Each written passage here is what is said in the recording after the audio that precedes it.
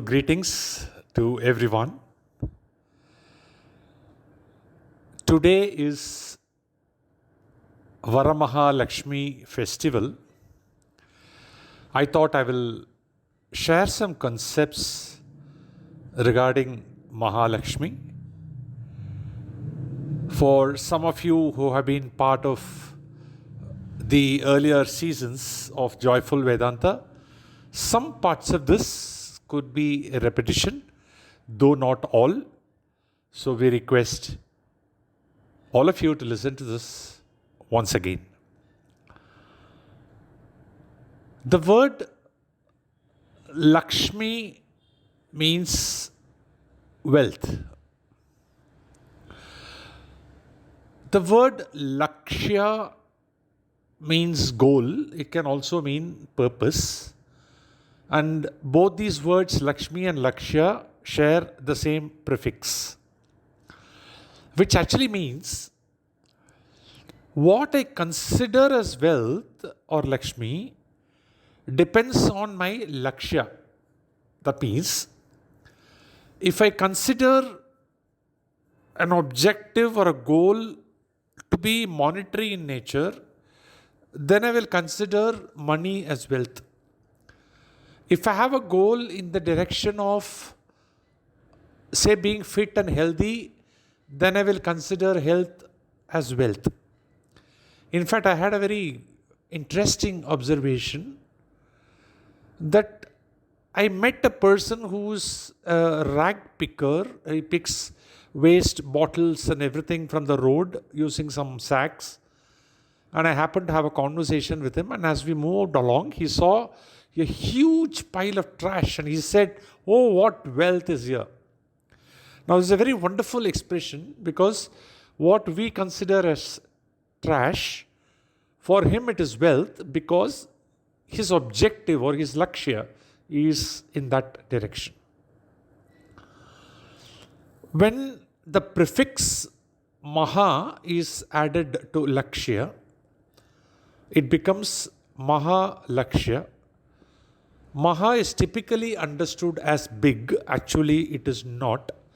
Maha means higher, which means it's a higher order Lakshya, which means higher order goal. If I have a goal to buy a property for myself, then it is very centered on myself.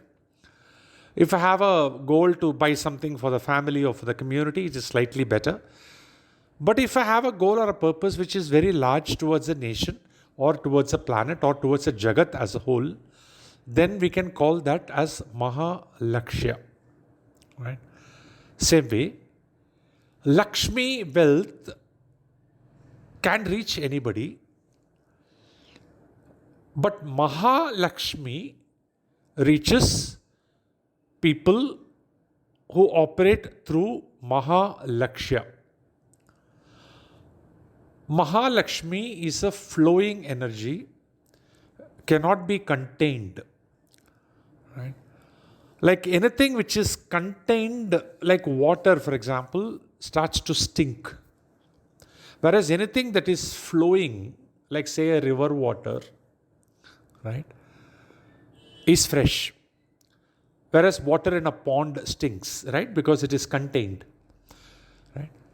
In fact, that is why when someone has a lot of wealth which is held back and not distributed, not shared with others, we call such a person stinking rich person. Right? Now, Mahalakshmi being a flowing energy has to find a Mahalakshya for it to flow through that channel. Right? Now, one of the elements that I had mentioned in the worksheet that I had distributed is, do we have a Mahalakshya towards which we are working? And then we can seek Mahalakshmi who would flow through us, taking us as a channel. Right? Another aspect to look at or consider here is Saraswati as a goddess of knowledge, which we all know. does not have a counterpart. That means there is no goddess for ignorance. Similarly, if say Lord Ganesha is a remover of hurdles, there is no corresponding God who gives hurdles. Right? Whereas in the context of Lakshmi, there is a corresponding principle called Mu Devi. Lakshmi is usually referred to as Shri Devi. The corresponding goddess for Daridra is referred to as Mu Devi. Equally reverential Lotus. In fact, in North India, she is worshipped a lot. She is worshipped as Jeshta Devi. Jeshta means elder. In fact, the word Mu Devi was a colloquial derivation from Mutta Devi, indicating elder sister. When the ocean of milk was churned, like poison came first and Amrit came next, the elder sister Mu Devi came first and then Shri Devi came next. Now, it is as much important to know how to reverentially treat Mu Devi as much as we treat Shri Devi. In fact, when Vishnu was quizzed as to why Mu Devi is important, he said good and bad are two sides of the same coin, and people should know that as much as they welcome the goodness, they should also know that they should welcome the bad and treat it with respect and request it to stay away. Right?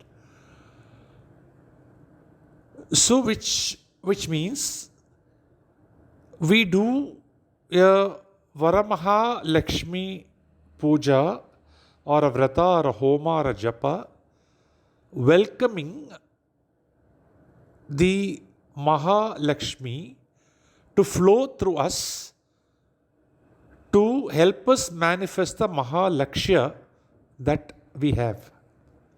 And we also have to make sure that we don't attract the opposite concept of daridra or loosely called poverty by our mindsets and action and attitudes.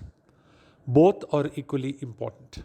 So on this wonderful and auspicious day of Varamahalakshmi, I thought I would share these concepts and wish you all a very, very, very prosperous life, abundant with joy and peace.